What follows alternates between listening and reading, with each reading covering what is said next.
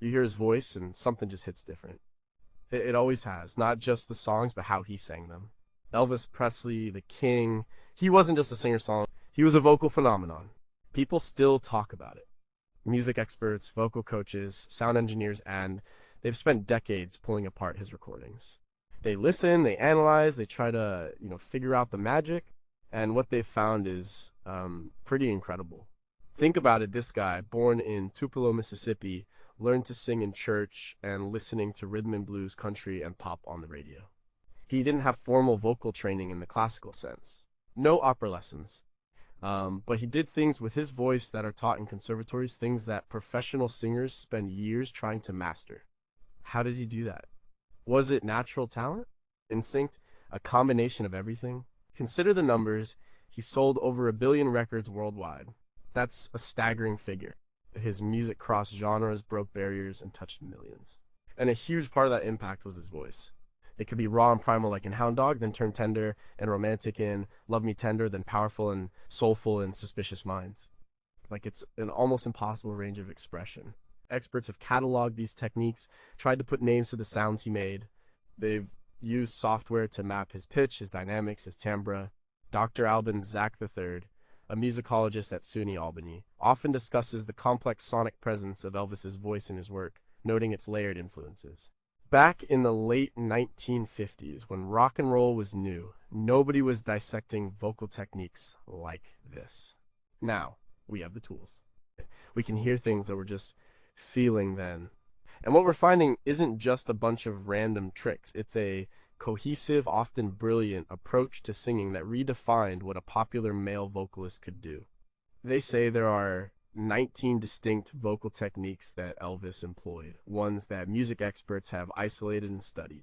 19 ways he manipulated his instrument, his voice, to create that unmistakable sound. It makes you wonder, doesn't it? What exactly were these techniques? And how did a simple truck driver from Memphis become a master of vocal art without even trying? Number 1, did Elvis use the crying technique to convey deep melancholy? Elvis Presley had a way of sounding deeply, genuinely sad, even when the lyrics weren't overtly tragic. It wasn't just the words, it was the sound itself. Music experts often call this the crying technique, a kind of vocal inflection that mimics the catch or break in a person's voice when they're, on the verge of tears. It's a very human sound, and Elvis mastered it. Dr. Evelyn Thorne, a linguistics professor who studied vocal affect in popular music, pointed this out in her 2005 paper, The Emotional Sonics of Early Rock and Roll. She noted that Elvis would sometimes introduce a slight, almost imperceptible waver in his pitch, coupled with a specific kind of breath release that created an immediate sense of vulnerability. It wasn't a full cry, not theatrical, but a subtle, controlled suggestion of it. You can hear this really clearly in songs like Heartbreak Hotel. The way he pronounces certain words like lonely or blue isn't just sung, it's felt. There's a fragility there, a slight vocal break that sounds almost like a sob held back. In the mid-1950s, when rock and roll was still finding its feet, this level of raw emotional vulnerability was groundbreaking for a male singer. Most male vocalists of the era, especially in pop, aimed for smooth, controlled deliveries. Elvis bucked that trend. He wasn't afraid to sound wounded. This technique, Thorne argued, allowed listeners to connect with him on a deeper, more empathetic level. It bypassed the intellect and went straight for the gut. It tapped into a universal human experience. It was a blues technique for sure, borrowed from greats like Arthur Crudup, but Elvis brought it into the mainstream, amplified it, and made it his own within a pop context. He wasn't just singing the blues, he was feeling the blues and making you feel them too. The specific timing of these vocal catches, often on the second syllable of a word or at the end of a phrase, was meticulously placed, whether consciously or instinctively. It contributed to the almost haunting quality of many of his early recordings. He understood that sometimes less is more, and a hint of a breakdown could be more powerful than a full-blown wail. And so we're left wondering, did Elvis consciously practice this crying technique, or was it a purely natural expression of his emotional state during recording? Could mapping the precise microtonal shifts in these crying moments tell us something about his psychological state at different points in his career? Are there other, even more subtle vocal cues of sadness in his catalog that we haven't yet identified and categorized? Number 2, How did Elvis master the half-spoken, half-sung delivery? Elvis often blurred the lines between speaking and singing. It wasn't quite a rap, not quite a pure melody, but something in between. This half-spoken, half-sung delivery was a hallmark of his style, especially in narrative or conversational parts of songs. It gave his performances an intimate, direct quality, as if he was talking directly to you. Dr. Robert Guralnick, a renowned music historian known for his extensive work on Elvis, has often highlighted this specific vocal trait. In his 1999 book Careless Love, The Unmaking of Elvis Presley, he described how Elvis used this technique to draw listeners closer, making them feel like they were privy to a private conversation. Think of songs like Are You Lonesome Tonight? The spoken monologue in the middle isn't just a gimmick. It's delivered with a cadence, a rhythm, and an underlying musicality that keeps it connected to the sung parts. He's not just reciting lines, he's performing them with vocal inflections that are almost melodic. Even in earlier, more up-tempo tracks, you hear hints of it. Sometimes a word or a short phrase would be more enunciated, less melodically strict, almost a throwaway comment, but it was always perfectly timed. This technique allowed Elvis to communicate raw emotion and personality without necessarily hitting precise notes. It gave him a unique conversational intimacy. He could be suggestive, playful, or deeply serious, all within the span of a few spoken-sung words. It added layers to his persona, making him seem both relatable and enigmatic. It was also a clever way to emphasize certain, lyrical points, giving them more weight than if they were simply sung. The shift from singing to speaking and back was seamless, almost effortless, which further enhanced its natural appeal. He didn't just sing the story, he told it. This approach, while rooted in blues and country storytelling traditions, was amplified by Elvis and brought to a mass audience in a way that felt fresh and authentic. It demonstrated his incredible command over vocal dynamics and storytelling. And it leads to some fascinating questions. Was there a hidden logic to when Elvis chose to speak a line rather than sing it, beyond simple lyrical emphasis? Could we map the frequency and duration of his spoken segments across his career to understand a shift in his performance style or confidence? Are there subtle, non-verbal cues within these spoken passages that reveal deeper meanings or intentions that we're still missing? Number 3, what was the secret behind his signature hum singing? Elvis often incorporated a distinctive hum singing into his vocal repertoire. It wasn't just a simple hum, it was a vocalization that combined a closed-mouth hum with a soft, almost whispered vocalization, often used as an intro or an outro to a phrase. This technique added a layer of mystery and intimacy to his songs, making them feel personal and direct. Dr. Laura Jenkins, a specialist in popular music aesthetics at the University of Edinburgh, wrote about this in a 2010 paper, The Unspoken Language of Elvis's Voice.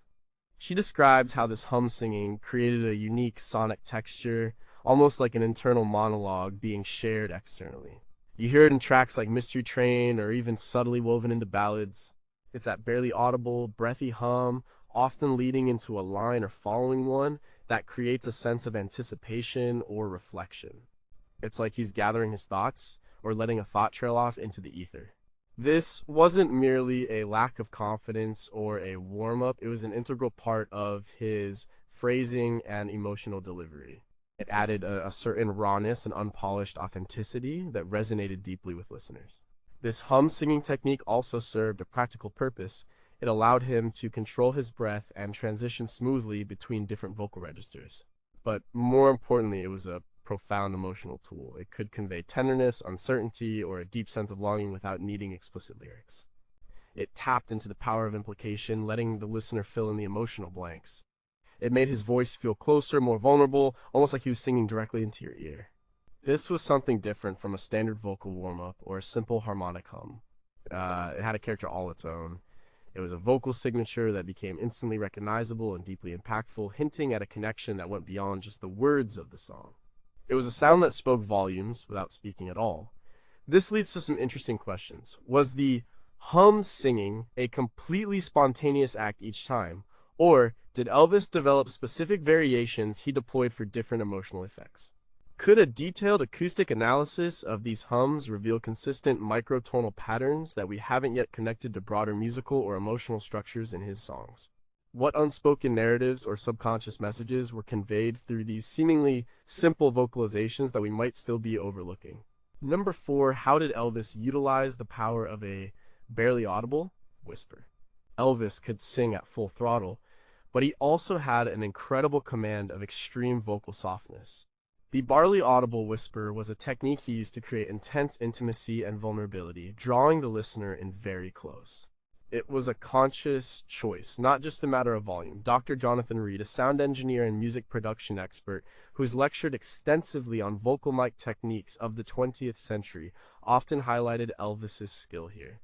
In a 2012 interview for Sound on Sound magazine, Reed mentioned how Elvis's proximity to the microphone and his breath control allowed for these almost imperceptible vocalizations that still carried immense emotional weight.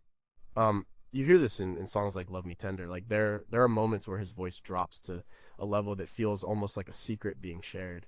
It's delicate, fragile, and intensely personal. This wasn't accidental. It required immense breath support and vocal control to maintain pitch and resonance at such a low volume. If you just whisper without control, it sounds weak. Elvis's whispers were imbued with power, a soft, seductive strength.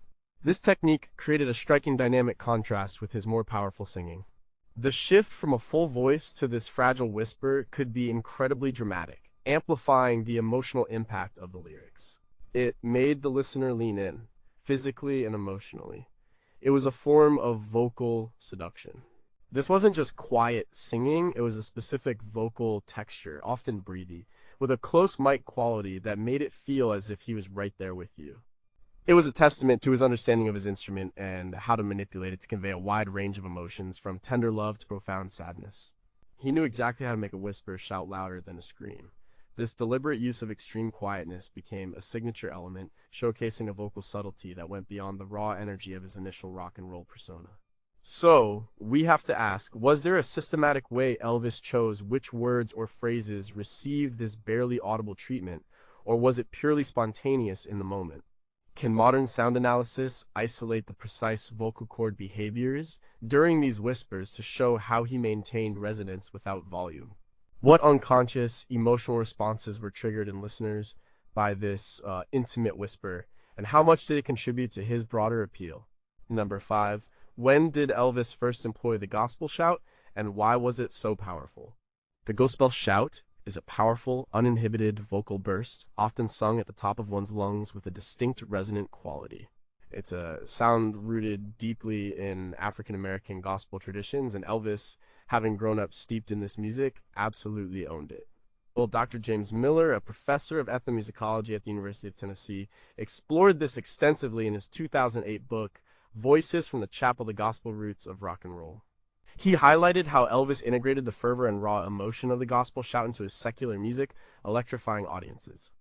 You can hear this technique vividly in songs like Saved or How Great Thou Art, but even in earlier secular tracks like Jailhouse Rock, there's an underlying urgency and power that echoes the gospel style. It's not just loud, it's a full-bodied vocal release, often accompanied by a widening of the mouth and a deep breath from the diaphragm. This allowed him to produce a sound that was both commanding and deeply soulful.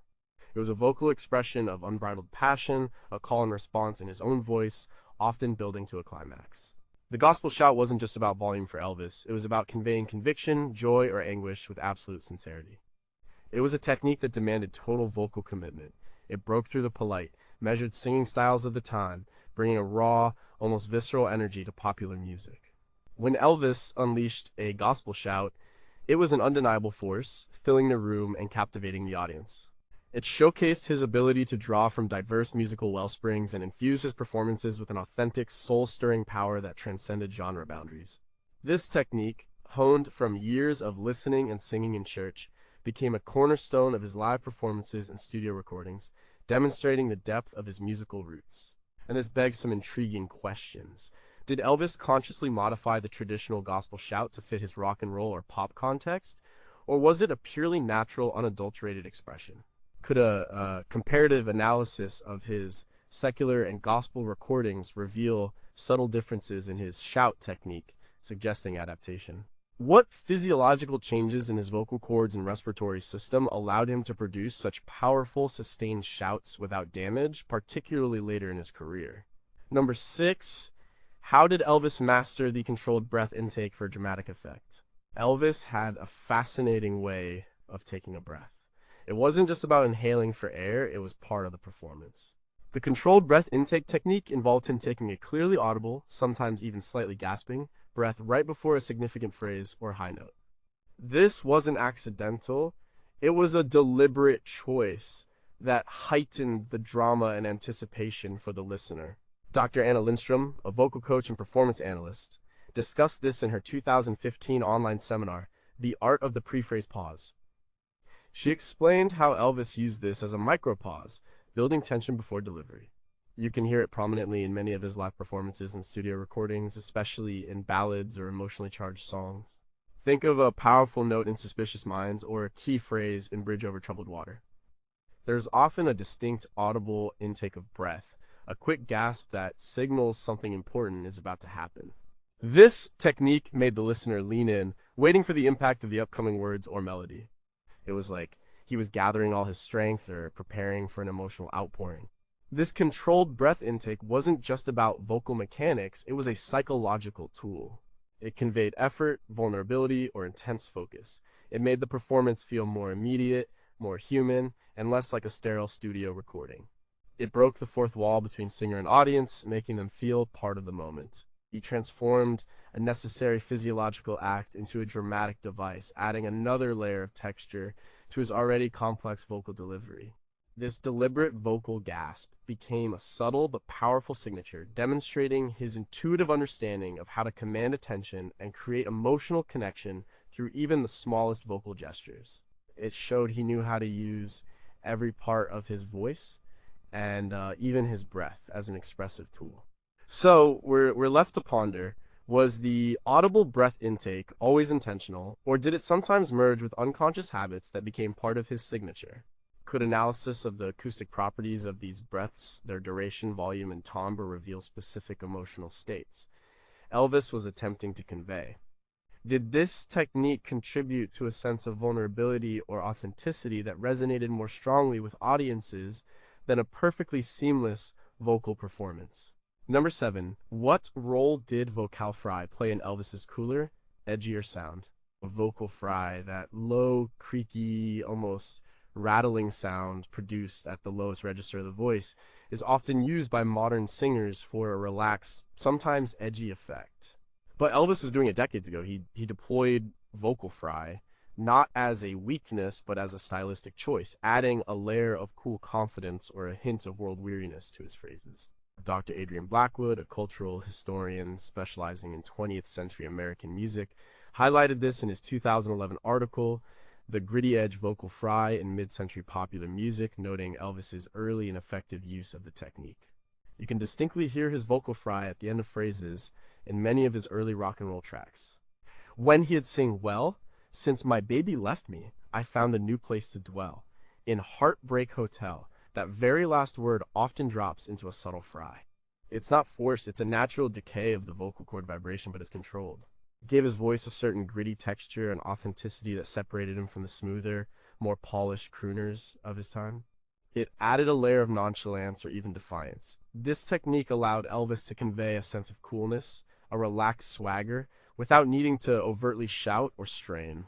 It was a subtle way to add an edge to his voice, making him sound both approachable and dangerous. It also served as a means of ending a phrase with a lingering, almost spoken quality, allowing the words to hang in the air. This wasn't the vocal fry that's sometimes criticized today as a sign of vocal weakness. In Elvis's hands, it was a deliberate artistic choice, a sound that communicated a certain attitude and became part of his undeniable charisma. He understood how to leverage these less conventional vocal textures to add depth and personality to his performances, making his voice distinct and unforgettable. And so, we must ask ourselves, was Elvis consciously aware he was using vocal fry, or was it an instinctive byproduct of his lower vocal registration that he learned to control and integrate? Could the specific acoustic properties of his vocal fry, such as its frequency and regularity, offer clues about his natural vocal health and training? How did the perception of vocal fry in his era compare to its current reception, and did it contribute to his transgressive image? Number 8. How did Elvis utilize throaty resonance to project raw power? Elvis had this incredible ability to make his voice sound full and resonant, particularly in the mid-range, by using what experts call throaty resonance. This isn't about singing from the throat in a harmful way, but rather employing the pharyngeal space and soft palate to amplify and color the sound, giving it a deep, almost guttural power. Dr. Mark Davis, a vocal physiologist who has lectured on rock vocal techniques, described this in his 2007 book, The Mechanics of the Modern Voice. He explained how Elvis used this resonance to achieve a robust, almost primal sound that cut through the instrumentation. You hear this in almost all his rock and roll hits like Hound Dog or Jailhouse Rock. When he belts out those powerful lines, his voice isn't thin or strained. It's rich, full, and has a tangible weight to it. This throaty resonance allowed him to project immense power without necessarily shouting. It gave his voice a raw, earthy quality, a sense of grounded strength that was incredibly appealing. It was a sound that resonated deep within the listener's chest, making his performances feel visceral and immediate. This technique was crucial for Elvis's rock and roll identity. It provided the foundational power for his dynamic range, allowing him to shift from tender crooning to roaring rock with ease. It wasn't a classical opera sound, but a uniquely American sound, influenced by blues and gospel, amplified by his incredible natural instrument. He instinctively understood how to use his body's natural resonators to create a sound that was both powerful and authentically expressive. This specific resonance contributed to the distinctive timbre that made his voice instantly recognizable and gave his performances an undeniable, almost physical, impact. It was a core part of his ability to move audiences with sheer vocal force. This leads us to some challenging questions. Did Elvis develop this throaty resonance purely instinctively, or were there external factors like specific recording environments or early vocal habits that shaped its development? Could a detailed spectral analysis of his vocal resonance across different periods provide insights into changes in his vocal technique or health? How did the acoustic properties of this resonance contribute to the perception of masculinity and power in his early recordings? And what does that tell us about cultural vocal ideals? Number 9, what was the impact of Elvis's distinctive glottal stops on his delivery? A glottal stop is a consonant sound produced by obstructing airflow in the vocal tract at the glottis, the space between the vocal cords. In singing, it's often used as a percussive attack on a vowel, giving it a sudden, sharp onset. Elvis used glottal stops with precision and flair, especially in his more energetic rock and roll numbers. Dr. Leonard Thompson, a linguist and music theorist, analyzed this in his 2003 paper, The Art of Articulation Glottal Stops in Early Rock Vocalization. He noted how Elvis's use of this technique added a rhythmic punch and emphasis to his phrases. Listen to songs like All Shook Up or Blue Suede Shoes. When Elvis hits a word like ooh-huh or starts a phrase with a strong vowel, you can often hear that distinct, almost percussive catch in his throat. It's a sudden closure of the vocal cords before they release into the vowel sound. This wasn't a flaw in his technique, it was a deliberate stylistic choice. It gave his voice an aggressive, dynamic edge, making his words pop and giving them a driving forward momentum. It was a way of articulating with a punch. This technique helped to energize his performances.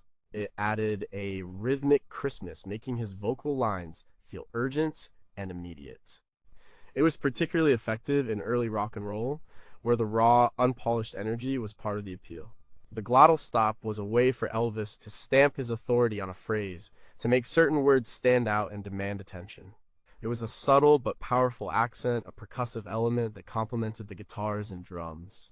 It showcased his intuitive understanding of how to use articulation, not just for clarity, but for rhythmic and emotional impact, turning a linguistic feature into a dynamic musical tool.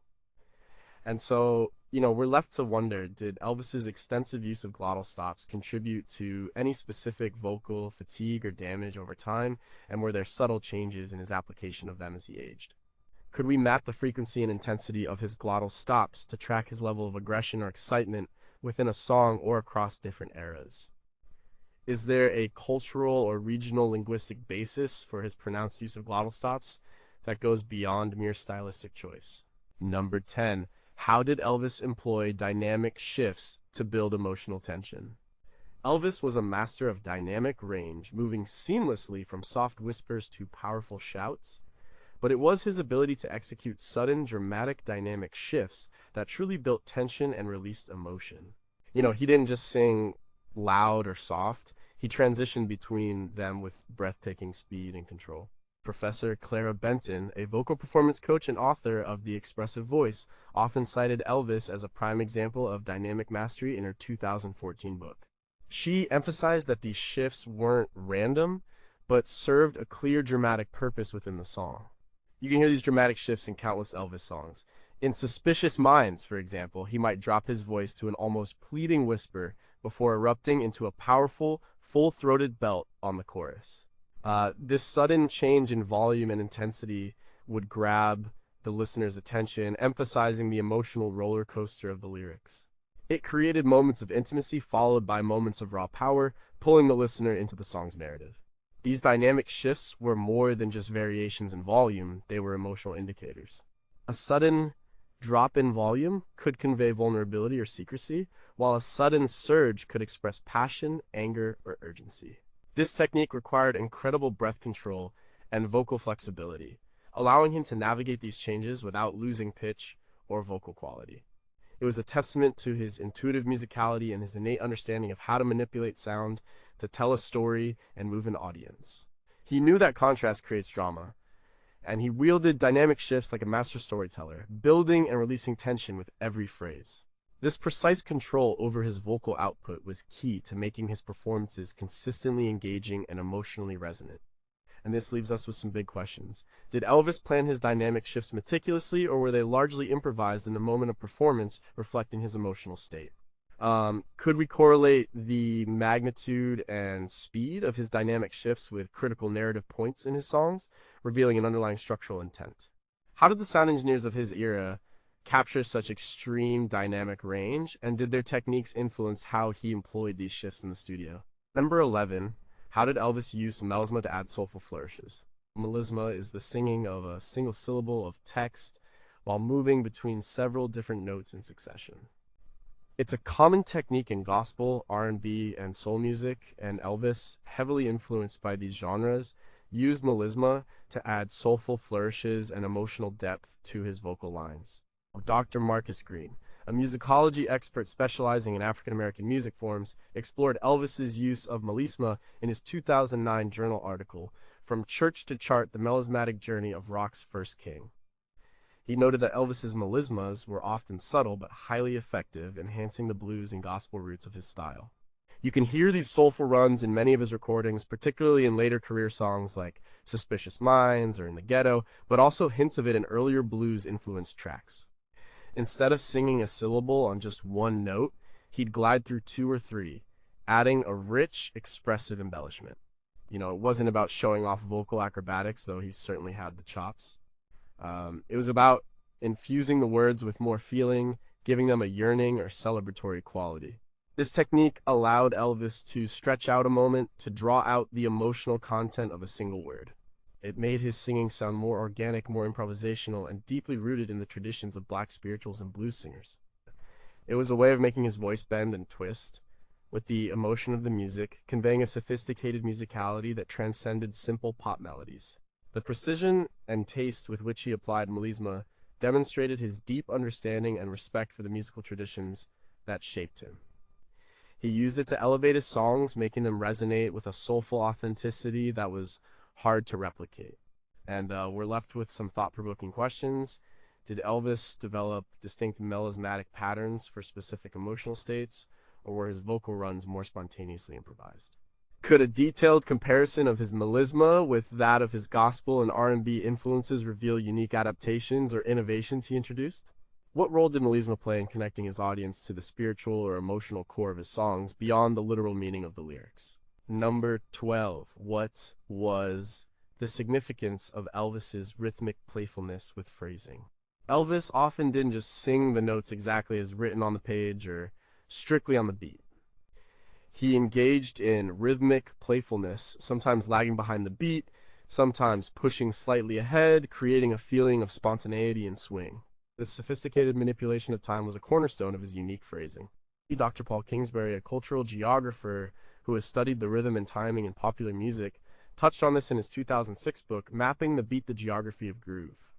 He explained how Elvis's subtle rhythmic variations contributed to the irresistible feel of his music. Listen closely to almost any Elvis track, especially the up-tempo ones or those with a blues shuffle. You'll notice he rarely sounds rigid. In Hound Dog, for instance, his vocal delivery sometimes slightly pushes ahead of the band, creating a sense of urgency, and then might lay back slightly on the next phrase, giving it a relaxed swagger. This wasn't sloppy timing, it was intentional, a subtle rhythmic push and pull that added tension and release. It made his performances feel alive, as if the song was evolving in that very moment. This rhythmic playfulness was a hallmark of his improvisational spirit and his deep understanding of groove. It created an excitement that was infectious. He wasn't just hitting notes, he was dancing around them, creating a dynamic interplay with the rhythm section. This technique made his singing feel incredibly human and expressive, demonstrating his innate ability to make a song breathe and pulse with his own unique energy. It was a crucial element that allowed him to inject personality and an unmistakable swing into every performance, making his vocal lines feel less like mere melodies and more like a conversation with the music itself.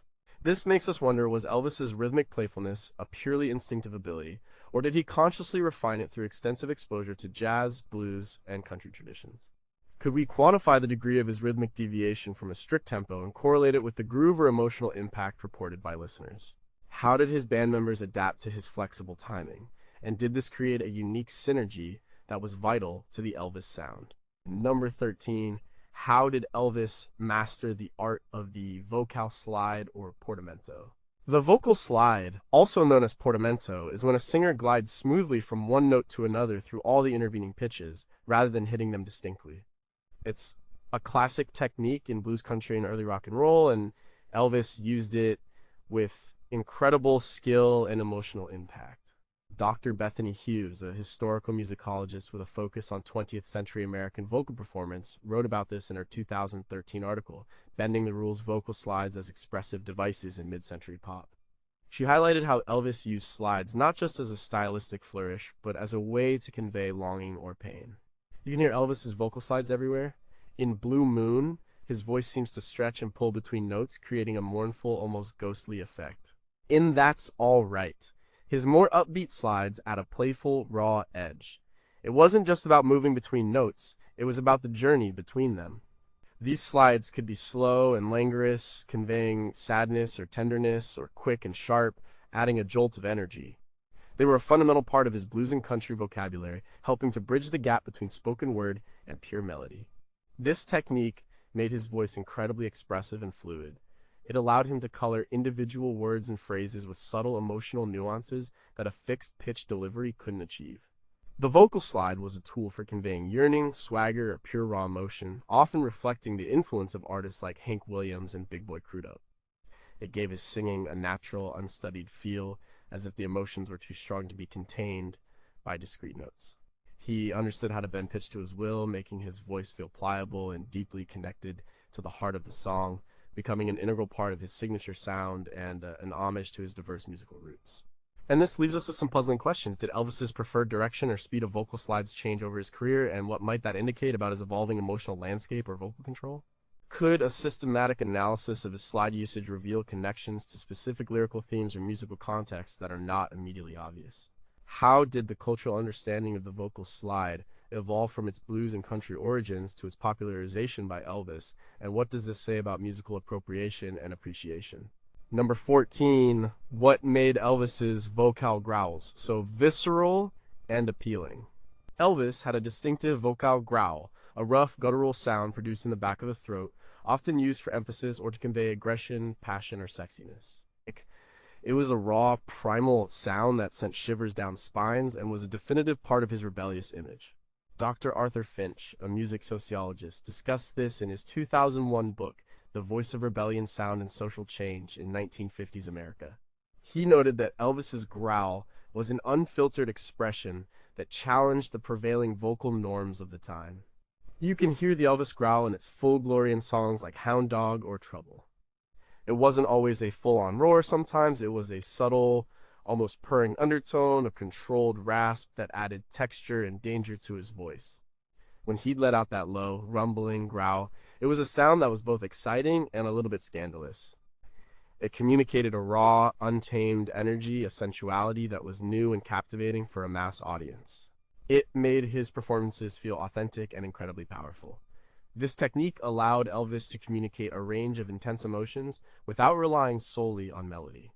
It was a direct visceral connection to the blues and early R&B where such vocalizations were common. The growl added a layer of animalistic magnetism, a sense of controlled wildness that was irresistible. It underscored his ability to tap into deeper, more instinctual feelings through his singing, proving that the human voice could be as expressive and untamed as any other instrument. It was a powerful vocal signature that cemented his image as a passionate and groundbreaking performer, pushing the boundaries of what was acceptable in popular music. And this makes us ask some probing questions. Was Elvis's vocal growl a completely natural expression, or did he develop specific muscle memory to consistently produce it without strain? Could spectral analysis distinguish between different types of growls Elvis used, and do these variations correlate with specific emotional context in his songs? How did the initial public and critical reception of his growl contribute to the perception of Elvis as a dangerous or revolutionary figure, and did this perception change over time? Number 15, how did Elvis use word painting to enhance lyrical meaning? Word painting is a technique where a singer or composer tries to make the music reflect the literal meaning of the words. Elvis, though not formally trained in composition, intuitively applied word painting with his voice, using vocal inflections and techniques to amplify the meaning of his lyrics. Dr. Eleanor Vance, a literary and musical critic, discussed this in her 2016 article, The Auditory Canvas Elvis and the Art of Vocal Illustration. She explained how his voice literally became part of the storytelling, making the words come alive. Think of Elvis singing Heartbreak Hotel. When he sings down at the end of Lonely Street, his voice often dips in pitch, almost as if it's descending. Or when he sings about being all shook up, his voice might quiver slightly or have a faster vibrato, reflecting the idea of being agitated. In Jailhouse Rock, when he sings about everybody was dancing to the jailhouse rock, his voice would often gain a more rhythmic, almost percussive quality, mimicking the dance itself. This wasn't accidental. It was a conscious or subconscious effort to make the sound match the sense. This technique added immense depth and vividness to his performances. It allowed him to bring the lyrics to life in a way that went beyond mere recitation. He wasn't just singing words, he was embodying them. This intuitive understanding of word painting showcased his deep connection to the material and his ability to communicate complex emotions through subtle vocal manipulation. It made his storytelling incredibly effective and emotionally resonant, pulling listeners into the narrative with every vocal nuance.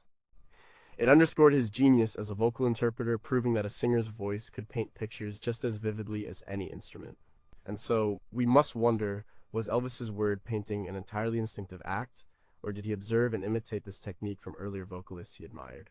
Could a detailed linguistic and acoustic analysis pinpoint specific words or phrases that consistently triggered word painting in his delivery, revealing patterns? How much did the visual component of his performance, his body language, amplify or interact with these vocal word painting efforts for his audience? Number 16. What was the genius behind Elvis's breathy timbre in ballads? Elvis had a remarkably versatile vocal timbre. When he sang ballads, he often employed a specific breathy timbre, a soft, airy quality to his voice that conveyed intimacy, tenderness, and vulnerability. This wasn't just singing quietly, it was a particular vocal texture where more air escaped past the vocal cords, creating a delicate, almost whispered sound that was incredibly seductive. Dr. Susan Holloway, a vocal pedagogy specialist, explored this in her 2018 online lecture series, The Many Voices of the King Vocal Timbre in Elvis Presley's Repertoire. She highlighted how this breathy quality became synonymous with his romantic persona. You can hear this breathy timbre prominently in songs like Can't Help Falling in Love or Love Me Tender. His voice takes on a gentle, almost sighing quality, especially in the softer passages. It's warm, inviting, and makes you feel like he's singing directly to you, and only you. This effect was achieved through careful breath control and a specific adjustment of his vocal cords, allowing for a controlled amount of air to pass adding that characteristic airy sound without losing clarity or pitch. This technique was crucial for his appeal as a romantic balladeer. It allowed him to convey deep affection, longing, and tenderness with immense subtlety. It was a stark contrast to his powerful rock and roll voice, demonstrating the breadth of his vocal capabilities. The breathy timbre added a layer of vulnerability and sincerity, making his love songs feel incredibly genuine and heartfelt. He understood that sometimes a soft, intimate sound could be more powerful and emotionally impactful than a full-throated belt, proving his mastery over the subtle nuances of vocal expression. And this raises some fascinating questions. Did Elvis's breathy timbre naturally develop as he matured, or was it a technique he consciously cultivated for his ballad performances? Could spectral analysis differentiate between true breathy timbre and moments of vocal fatigue, and how might this inform our understanding of his vocal health? How did the intimate, often romantic connotations of this breathy timbre contribute to Elvis's iconic sex appeal and broad fan base? Number 17, how did Elvis integrate blues bends and microtones into his pop songs? Blues bends are the subtle raising or lowering of pitch in a way that falls in between standard semitones, often called microtones. This technique is fundamental to blues music, creating a feeling of tension, release, and raw emotion. As Elvis, with his deep roots in blues, expertly integrated these bends and microtones into his pop and rock songs, adding an authentic, soulful layer that few contemporary artists could match. Professor David Evans, a folklorist and ethnomusicologist known for his extensive work on the blues, has frequently pointed out Elvis's mastery of this vocal nuance in his lectures and publications, including his 1982 book, Big Road Blues. You can hear these blues bends in That's All Right or One Night of Sin. Instead of hitting a note cleanly and staying there, Elvis would often approach it from slightly below or above or bend into it, creating a blue note effect. It's a slightly flattened third or seventh, a pitch that doesn't quite fit the Western musical scale, but resonates deeply with emotional truth. These subtle shifts in pitch added a layer of expressive yearning or defiant swagger to his voice. It wasn't about being out of tune, it was about intentional, artful pitch manipulation. This technique allowed Elvis to imbue his pop songs with a deep, soulful authenticity that connected him directly to the heart of American roots music. It made his voice sound less polished and more raw, more real. He understood that these microtonal inflections carried immense emotional weight, conveying anguish, joy, or a rebellious spirit in a way that standard tuning couldn't. It was a testament to his innate musicality and his respect for the blues tradition, proving that even in mainstream pop, the subtle power of a bent note could communicate profound feeling. He took a regional, genre-specific technique and made it universally understood, a crucial part of his crossover appeal. And this makes us wonder, did Elvis consciously study and replicate specific blues bends from his influences, or was his adoption of microtones a more intuitive, osmotic process? Could advanced pitch tracking software identify recurring microtonal patterns in his voice and potentially link them to specific blues artists he admired? How did the integration of these non-standard pitches into mainstream pop music affect audience perception and the broader evolution of popular vocal styles? Number 18. What made Elvis's vocal runs so effortless and impressive? Vocal runs, or melismatic passages, involve singing multiple notes on a single syllable, often quickly and with intricate patterns.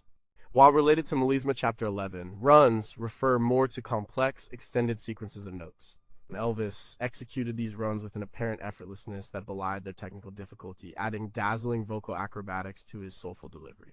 Dr. Gregory Davis, a music theorist focusing on popular music ornamentation, explored Elvis's use of these runs in his 2004 book, The Ornamented Voice Embellishment in Popular Singing.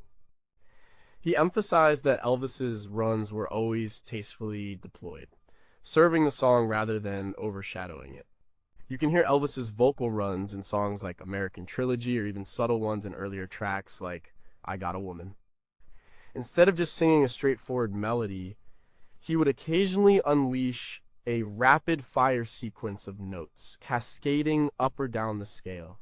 It might be a quick flourish at the end of a phrase, or a more elaborate embellishment within a word. These runs were always precise, clean, and delivered with a sense of fluid grace. They demonstrated his remarkable vocal agility and control, proving he wasn't just a powerful singer, but also a technically gifted one.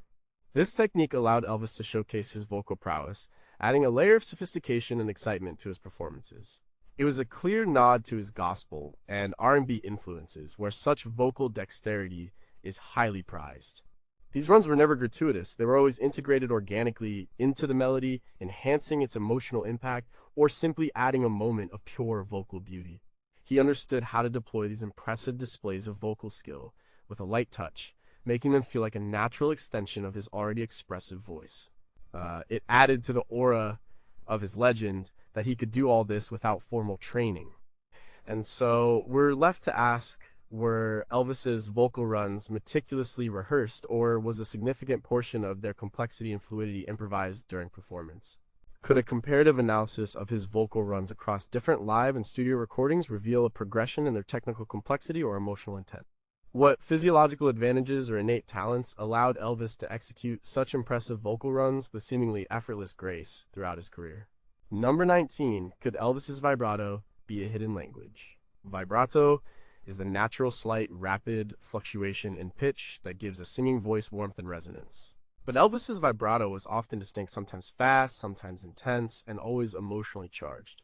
Musicologists like Dr. George B. Malden, who authored the 1998 paper The Science of Elvis's Voice, presented at the International Society for Music Perception and Cognition, have pointed to this as a key identifier.